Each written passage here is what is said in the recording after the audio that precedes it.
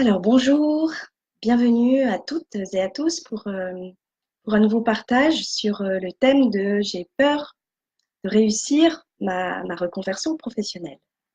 On pourrait dire encore, et si je réussis mon projet de reconversion, si je réussis à trouver une nouvelle activité professionnelle qui me plaît, qui me convient, qu'est-ce qui va se passer? Qu'est-ce que ça va déclencher comme petite histoire et comme petite peur? Voilà, donc j'ai choisi dans un parcours dans une étape de reconversion professionnelle. En fait, c'est un processus, c'est un parcours où on peut avoir à franchir plusieurs sauts d'obstacles.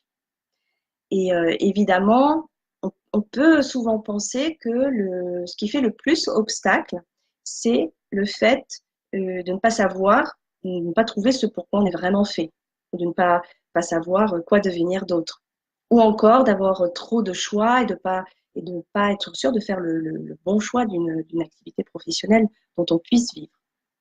Et en réalité, ce qui est l'étape la plus délicate, c'est souvent la mise en route de ce projet. Pourquoi la mise en route? Parce que c'est au départ de ce souhait de changement que se réveillent toutes nos peurs.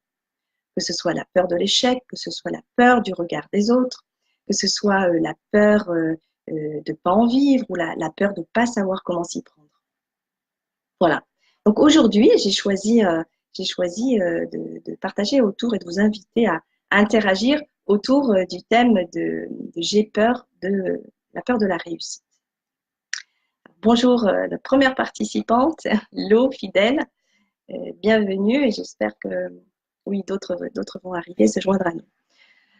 Donc je me présente, Anne Ricard, j'accompagne les personnes qui souhaitent amorcer leur reconversion professionnelle pour les aider à dépasser ces peurs, donc une problématique qu'on va aborder aujourd'hui, et puis aussi bien sûr les aider à identifier les choix, à révéler leurs talents personnels et professionnels qui soient les plus alignés avec qui elles sont, avec qui ces personnes sont profondément, pour pouvoir trouver des métiers cibles en cohérence avec votre nouveau choix, votre nouveau chemin. Donc voilà. Alors, je pourrais poser la question, et vous pouvez commencer à y réfléchir, hein, mais je vais poser déjà quelques petits scénarios et petites histoires qui se racontent.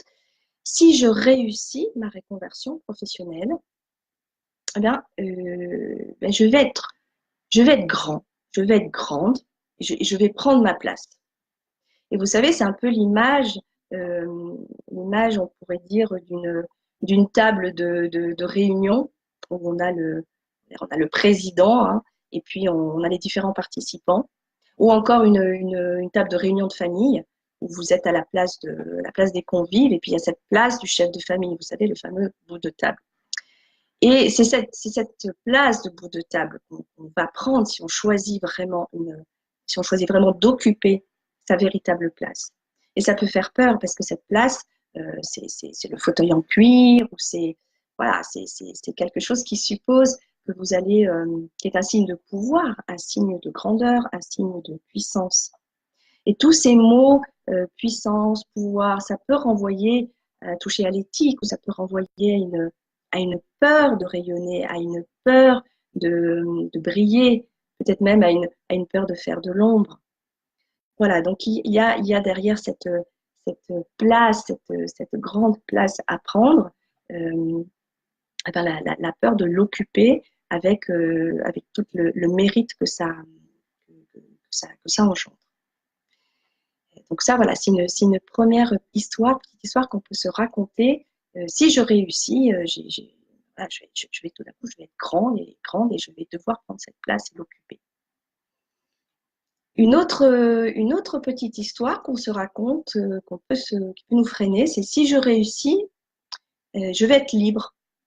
Bah oui, parce que jusqu'ici, si vous restez dans une activité qui ne vous convient pas, mais c'est quelque chose que vous connaissez, on vous connaît également, et ben forcément, c'est un peu la cage. Là, je prendrais plutôt l'image de la cage de l'oiseau, où avant vous étiez dans cette cage. Alors certes, il y avait de l'air qui circulait entre les barreaux, mais quand même, vous y avez une protection. Et là, c'est comme si vous ouvrez la porte de la cage Et là, il s'agit de prendre son envol. Et là, il n'y a plus les mêmes repères. Donc, c'est aussi, si je réussis, c'est la peur de prendre cet envol, la peur de prendre cette liberté, où il y a aussi beaucoup moins il n'y a pas forcément le cadre, pour parler de cage, en tout cas au départ. Je pourrais dire, si je réussis, une autre peur, c'est je vais être visible. Alors, dans je vais être visible, d'ailleurs, il y a plusieurs scénarios parce qu'il y a parfois l'envie d'être visible et en même temps la peur d'être visible. Parce que j'ai peur d'être visible, qu'est-ce que ça veut dire? Ça veut dire que je vais potentiellement m'exposer au regard des autres. Et m'exposer au regard des autres, ça suppose en tout cas, ça peut déclencher un danger. Parce que je peux, comment dire, être sujet à la critique, m'exposer à la critique, ou encore être sujet à la convoitise, je dirais plutôt à la jalousie. Vous savez, quand on a été habitué dans une activité, à une place, dans un job particulier, euh, même si on se plaint avec les collègues et qu'on partage nos petits bobos d'âme et que ça fait du bien, même si on n'est pas satisfait, on trouve une forme de solidarité, on trouve une forme de soutien. Et là, si je décide de prendre ma voie, si je décide, moi, de choisir et de vivre et de prendre ce risque, d'aller vers une activité qui me plaît, eh ben, je vais laisser les autres hacker. En tout cas, c'est la perception qu'on peut avoir, même si ce n'est pas une réalité. Bonjour Eric qui nous rejoint. Bienvenue sur la peur de la réussite. Donc, j'étais un peu en train de recenser plusieurs petits scénarios derrière si je réussis. Voilà, quelle est la petite phrase que vous vous racontez? Et vous me la partagerez vous quand vous aurez envie et si vous avez envie, bien sûr. Donc, je disais, si je réussis, j'ai peur d'être grande et de prendre ma place, d'occuper la place, de pouvoir, de puissance. Si je réussis, j'ai peur d'être libre, parce que là, je vais prendre mon envol et je ne vais plus avoir les mêmes repères. Ça fait peur aussi, la liberté. Si je réussis, j'étais en train de dire, ben, je deviens visible. Et visible, ça expose au regard des autres, soit aux critiques, soit quelque part à la convoitise. Hein. Et là, je vous raconterai. Alors j'ai déjà une participante qui me dit les trois. Et j'adore. Oui, oui, oui. Il y a il y a plusieurs histoires qui peuvent se cumuler. Donc c'est intéressant. Et je disais, donc, si j'ai peur d'être visible, je peux vous partager ma petite histoire à moi. La première fois que j'ai appuyé pour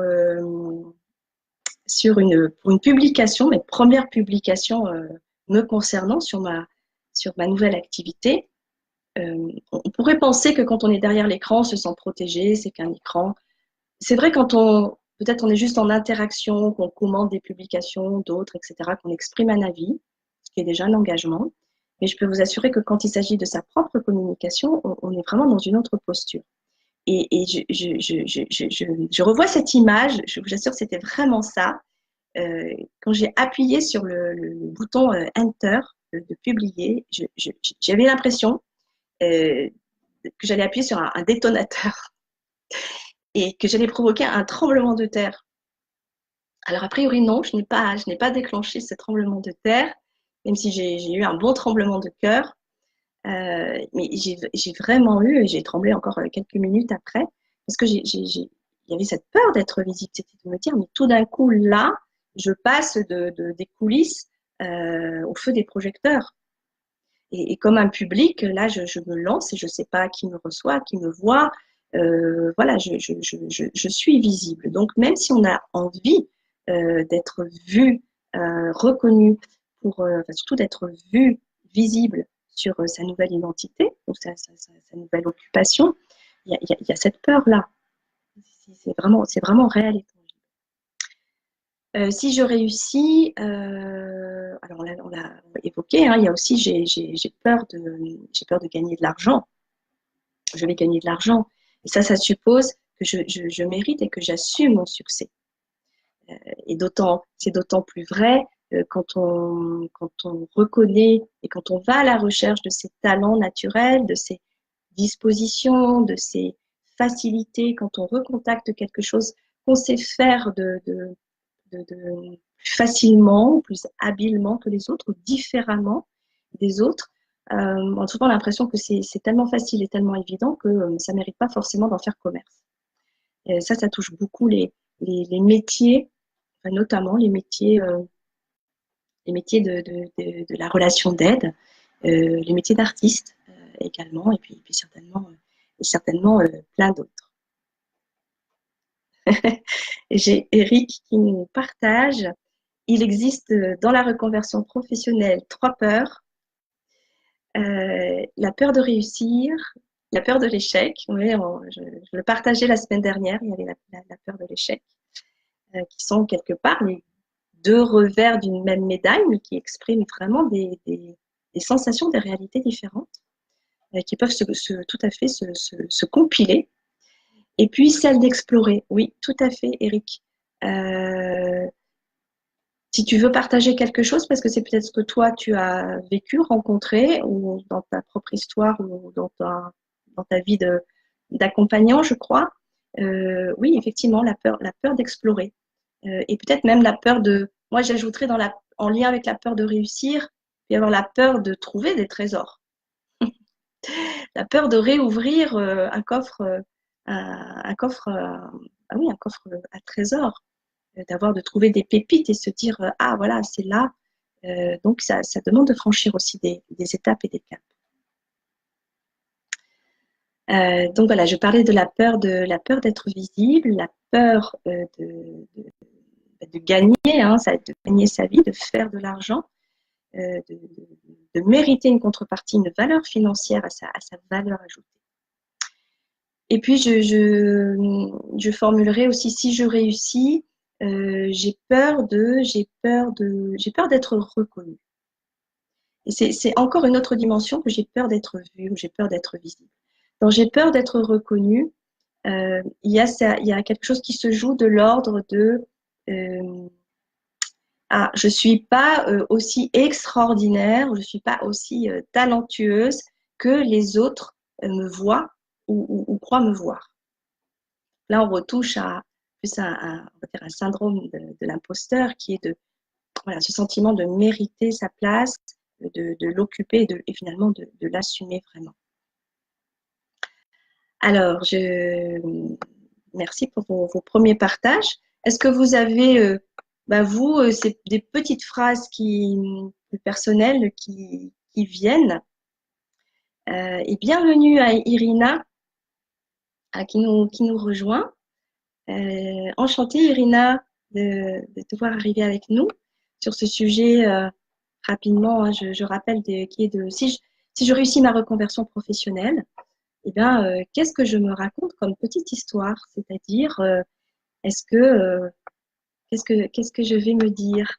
Est-ce que je vais me dire, j'ai peur, j'ai peur d'être visible, j'ai peur d'être reconnue, j'ai peur de gagner de l'argent, j'ai peur, de reconnaître et de mériter cette nouvelle place.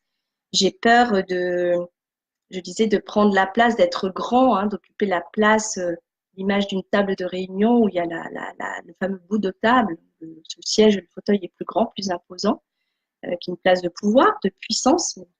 Je voudrais exprimer son juste pouvoir, son autorité, je parlerais presque d'autorité que de pouvoir, qui peut sous-tendre beaucoup d'autres interprétations.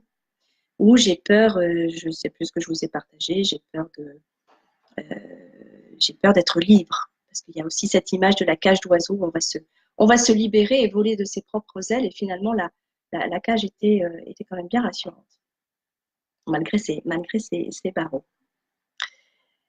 Voilà, donc Irina, si toi tu as envie d'exprimer, ou si ce que je partage là déjà dans ces premières minutes évoque quelque chose pour toi, fait écho, qu'est-ce que tu as envie de partager, ce que ça représente pour toi? Si tu commences la phrase par si je réussis ma reconversion professionnelle, si je réussis à trouver la nouvelle activité professionnelle qui me plaît, ben voilà, je vais être tout ça et le costume me paraît magnifique, hein. Il y a un habit de lumière, mais je me sens pas tout à fait encore prête de l'habiter, de m'habiller, d'habiter cette fonction, ce nouveau costume. Je pourrais dire aussi ça. Voilà. Et bienvenue à Delphine qui participe également. Et l'on nous partage la peur d'être au bord du précipice. Si on est au sommet, il y a comme un précipice, un vertige. Ouais.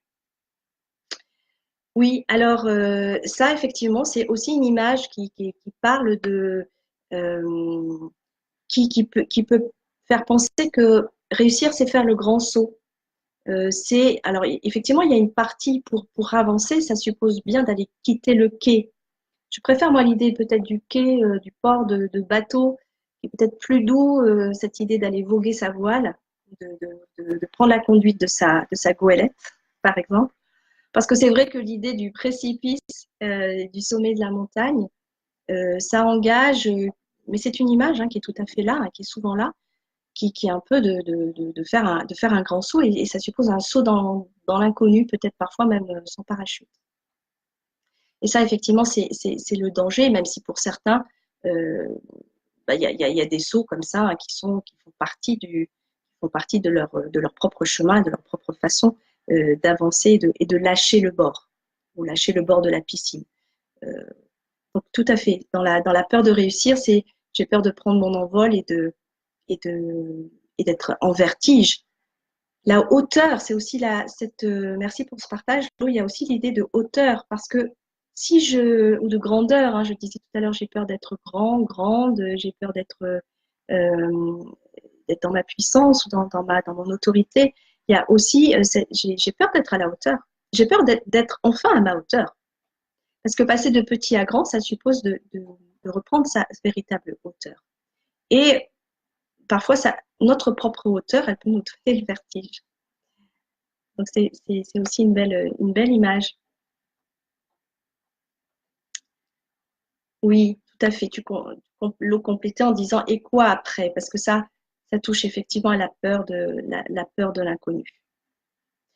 Dans le quoi après la peur de l'inconnu, il peut y avoir la peur de chuter, la peur de ne pas y arriver. Je le rattacherais presque une peur d'échec, une peur de réussite. Mais les deux sont possibles, hein, comme je le disais.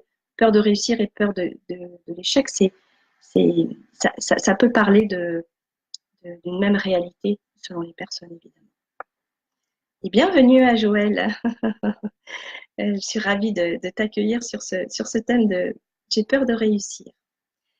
Euh, alors, ben, merci, je suis ravie de vos partages. Je vois que Irina nous dit si je réussis ma reconversion professionnelle, je vais être épanouie.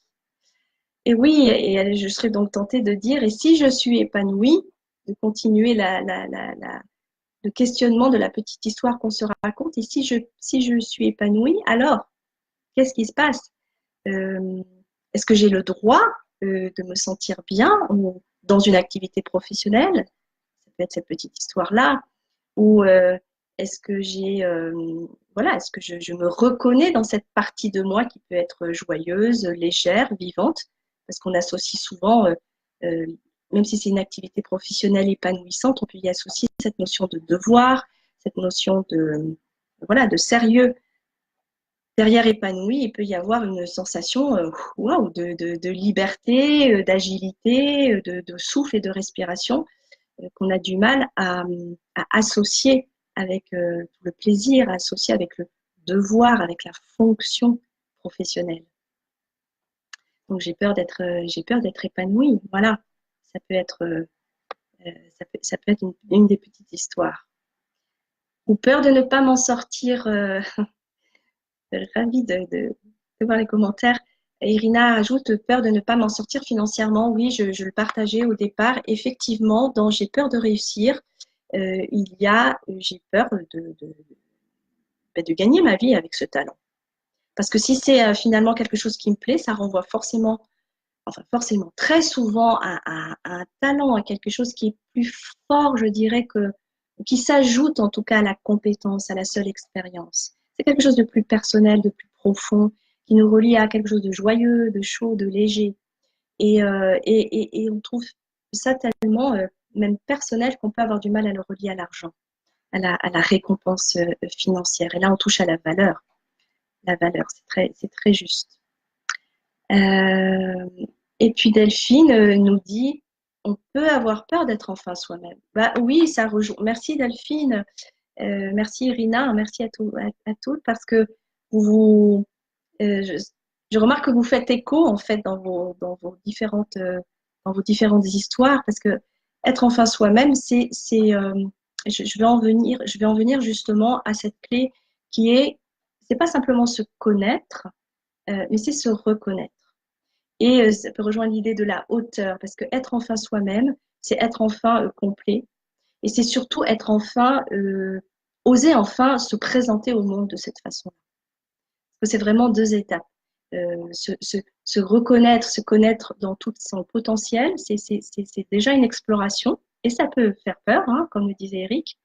Et puis après, parce que derrière toutes ces peurs, cette peur du succès, il y a beaucoup finalement, j'ai peur de réveiller ma véritable identité. J'ai peur oui, de rayonner ma valeur ajoutée, ce que je suis d'unique, ce que je suis de différent, ce que je disais, je fais plus facilement, plus habilement, plus joyeusement que d'autres. C'est pas forcément quelque chose qui n'existe pas ou qui est exceptionnel, qui soit extraordinaire au sens presque hors norme, mais simplement d'oser reconnaître cette valeur-là. Et ça c'est vraiment fondamental, au-delà d'aller contacter sa nouvelle identité, c'est surtout de l'assumer, de pouvoir se présenter, faire ce pas de se présenter au monde avec en reconnaissant sa valeur. Merci Delphine. Eric nous dit, lorsque j'ai décidé de réorienter mon activité professionnelle il y a 3 ans, j'ai rencontré des professionnels de l'emploi au sein d'organismes. Parfois, ils étaient hautains. Je ne me suis pas dégonflée, je me suis mis dans une posture de gagnant et non de perdant. Chouette. Alors, merci Eric de ce partage parce que moi, ça me donne l'envie de rebondir sur le fait de s'assumer, d'être qui on est. Ça peut paraître quelque chose de très long. Et en même temps, il y a quelque chose qui peut être immédiat, qui est plus de l'ordre de la décision. C'est ce que je lis un peu dans ces lignes. Je me suis mis dans une posture de gagnant. C'est un peu choisir sa place. Je prenais l'image de la table de réunion, du bout de table, hein, en début de ce webinaire. Quand on a été plutôt à la place du convive et que tout d'un coup, il s'agit de prendre la place de chef de famille, hein, de conduire sa reconversion, c'est bien cette place-là qu'on prend. Effectivement, c'est une décision. Si on attend d'être assez grand, si on attend d'être assez complet, si on attend d'être assez compétent, si on attend d'être assez formé pour occuper cette place, mais quelque part, on ne l'occupe jamais. Et c'est en prenant la place, donc il y a une part de la décision, de dire je prends la place et puis le chemin se fait. Merci de ce partage. Et Joël ajoute peur de rayonner, mais oui, tout à fait. J'en parlais également, cette puissance, parce que dans occuper, alors je prends l'image du bout de table, hein, mais ça pourrait être l'image d'un trône de roi, hein, pourquoi pas, soyons fous. Ça parle d'être d'une souveraineté, d'une dignité, d'une droiture, et ça peut faire peur de rayonner, parce que rayonner, il y a derrière rayonner, au-delà de briller, il y a toute cette dimension de je vais éclabousser, je vais faire de l'ombre. Ça peut être relié à quelque chose de l'ordre de l'abus de pouvoir, de l'abus de position, parce qu'il y a beaucoup d'histoires aussi plus collectives que ça, qui peuvent s'ajuster à notre petite histoire personnelle. Merci beaucoup de ce partage, Joël. Dans la peur de rayonner, bah, oui, j'ai peur de pouvoir briller, peut-être d'attirer des convoitises, de susciter des jalousies, de perdre des amitiés où je croyais que c'était des amitiés. Je vais changer de rayon, d'en rayonner. Je vais quitter un ancien rayon d'étagère pour occuper un nouveau rayonnage, peut-être un peu plus haut, peut-être un peu plus spacieux. Donc oui, c'est exactement, c'est aussi une très belle image derrière j'ai peur. Si je réussis, je vais rayonner. Et si je rayonne, qu'est-ce qui peut se passer pour moi? Voilà, mais merci pour ces riches échanges. Et je suis ravie de voir François qui nous rejoint et bienvenue aussi. Oser être soi, oser être vrai et prendre des décisions qui nous ressemblent vraiment. Merci, c'est le deuxième partage avec cette idée de décision, hein, de posture, de décision. Euh, Effectivement, prendre le temps de se connaître, ça peut prendre un temps, ça peut faire peur. Euh, L'étape de se reconnaître, en tout cas, elle est essentielle parce que pour s'assumer au monde, s'assumer devant les autres dans sa nouvelle identité, ça passe vraiment par s'assumer soi-même et reconnaître sa propre valeur. Voilà, donc aller vers cette vérité, c'est un chemin, c'est pas forcément immédiat et c'est pas forcément un déclic, mais ça s'accompagne d'un choix, d'une véritable décision. Et je disais que quand j'avais moi eu beaucoup la peur d'être vue, alors que je voulais être visible dans ma nouvelle activité, et que euh, et que quand j'ai appuyé la première fois sur publier, j'ai vécu une véritable terreur. Et il y avait heureusement que j'ai dépassé cette peur parce que sinon je ne serais pas là avec vous. Et ce serait vraiment dommage de ne pas partager. Donc voilà, je vais arriver doucement à finalement arriver à cette question de vous dire est-ce qu'il y a plus de bénéfices à rester petit, à rester caché, qu'à finalement qu'à prendre ma véritable dimension. J'irai même plus loin. Et là aussi, je vais vous partager ma propre expérience qui fera peut-être sourire certains d'entre vous parce que je reconnais des anciens partenaires de ma précédente activité professionnelle. Quand j'étais dans ma précédente activité, euh, finalement, quelque part, j'occupais une place qui était trop petite pour moi. En tout cas, qui n'était pas la place où je pouvais m'exprimer pleinement, où je ne me révélais pas dans ma nature profonde. Alors, bien sûr, on me renvoyait une image d'une Anne sérieuse, engagée, responsable, ce qui était juste, ce qui est toujours vrai, et qui m'a forcément servi dans ma reconversion professionnelle. Mais je me souviens, et c'était vraiment pas confortable, qu'on pouvait dire, parce que parfois ma comédienne sortait un peu du manteau et jouait et prenait en dérision certains scénarios qui se jouaient dans les bureaux. Et je pouvais rejouer ça pour détendre vraiment et rire moi-même avec les collègues. Et je recevais du coup, et c'était très sympathique de leur part, mais Anne, elle est rigolote, elle sait nous faire rire, elle est un peu à part. Elle a ce petit truc un peu hors norme, un peu original. Et en fait, je me souviens que c'était pas si agréable parce que je me disais, mais moi, ma comédienne, c'est pas un clown. Ma comédienne, elle peut-être qu'elle fait rire et peut-être que là, elle détend au bureau. Mais finalement, je laisse le pouvoir aux autres de me définir en restant dans ce bureau sans exprimer ou sans aller contacter, exprimer mon humaniste. Pas simplement ma comédienne qui avait envie d'exprimer des choses, mais ma comédienne qui avait envie d'aller révéler des talents des autres, qui avait envie d'aller révéler l'expression des autres. En ne la laissant sortir que sous le manteau, hein, à travers des petites boutades, mais finalement, c'est comme si je validais face aux autres que je n'étais pas cette comédienne, que je n'étais pas, je n'étais que la bonne élève appliquée ou la bonne responsable marketing dans ma fonction. Et donc, voilà ce qui peut se passer, au-delà de rester petit, de rester caché. C'est que quelque part, en restant à votre place qui ne vous convient pas, vous laissez le pouvoir aux autres de vous définir tel que vous n'êtes pas complètement. Vous laissez aux autres le pouvoir de définir votre place, de définir votre périmètre. Parce que le original qui m'était renvoyé pour moi, il y avait quelque chose du vilain petit canard. Mais finalement, elle serait certainement mieux que derrière un bureau. Et oui, c'était vrai. Mais tant que j'avais pas reconnu moi-même cette histoire, ma propre valeur, mes propres talents, j'étais pas capable de montrer autre chose au monde. Bon voilà, je sais pas si si c'est quelque chose qui vous parle. Et bienvenue à Marina, ravie de t'accueillir Marina. Euh, François qui me dit que j'étais au top. J'espère, pour faire rire, oui. Et j'avais, ouais, merci pour les commentaires. J'avais effectivement mis une grande fenêtre ouverte. Merci du rappel, François, sur mon écran de PC. Je parlais d'asphyxie. Hein, quand si je reste à ma place et si je reste dans cette peur de réussir, eh ben je peux tomber en asphyxie. Je peux appuyer sur le bouton de.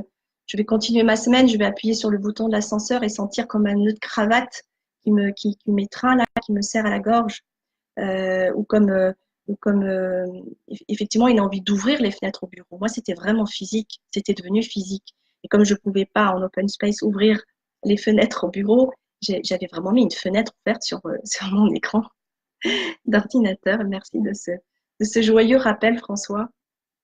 Comme quoi, finalement, la bonne nouvelle dans tout ça, c'est que la véritable expression de nous-mêmes, elle ne peut pas vraiment échapper au regard des autres. Et donc, je crois qu'on ne peut pas faire l'impasse de se reconnaître parce que par un mouvement ou par un autre, ça arrive à sortir. Donc, je vous inviterai vraiment à faire ce choix de conduire vous-même votre véritable identité plutôt que de laisser les autres finalement vous définir et vous enfermer dans ce que vous n'êtes pas complètement. Voilà. Alors, Lou nous dit aussi, vint un temps où le risque de rester à l'étroit dans un bourgeon était plus douloureux que le risque d'éclore. Ah, d'Anaïs Nin, c'est très beau ça. Merci pour cet instant de poésie. Voilà, c'est cette fameuse question que je vous invite à vous poser. Entre plus de bénéfices à rester caché qu'à se déployer. Et est-ce que, j'arriverai doucement vers la fin, mais est-ce que finalement, voilà, est-ce que vous êtes prêts ou quand est-ce que vous allez vous décider à sortir de votre cachette? Quand est-ce que vous allez vous décider à délivrer vos talents de votre cachot? C'est ça la vraie question, la véritable invitation. Et Eric qui nous dit devenons leader. Alors je peux vous inviter avant d'aller doucement vers la clôture de cet échange riche en partage et en histoire.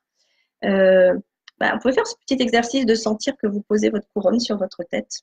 Alors, dans l'écran, ça ne fait pas tout à fait juste, voilà. Il suffit dans cette idée de décision et de posture, qu'est-ce que ça fait si je décide de mettre ma couronne sur ma tête? Et juste, voilà, je vous invite à le sentir parce que parfois c'est juste un petit geste et c'est vraiment dans le corps de décider que, bah oui, je suis gouverneur de mon propre royaume et je peux décider d'aller vraiment reconnaître cette grandeur, cette hauteur, cette valeur. Voilà, donc en tout cas, j'accueille également Julien qui nous rejoint. J'invitais tout doucement vers la clôture de ce partage. J'ai peur de réussir, j'ai peur d'être grand. J'invitais à ce petit exercice de jeu, d'imaginer que vous décidez que le matin vous posez votre couronne sur votre tête. Vous allez noter comment vous allez marcher dans la rue, noter comment vous allez regarder les gens avec cette simple pouvoir d'imagination. Voilà, ça c'est vraiment l'image et le jeu pour pouvoir un peu dédramatiser tous ces scénarios qui peuvent vraiment faire peur derrière ce thème de la réussite. Et en tout cas, je crois que si vous êtes à cet endroit où vous avez à la fois envie et peur de réussir, j'ai envie de vous dire que vous êtes au bord de votre reconversion, en tout cas de lancer votre reconversion professionnelle. Et si une couronne sur la tête vous suffit, avancez et vraiment, je vous encourage à aller à cette rencontre voilà, quelque part de votre royaume intérieur.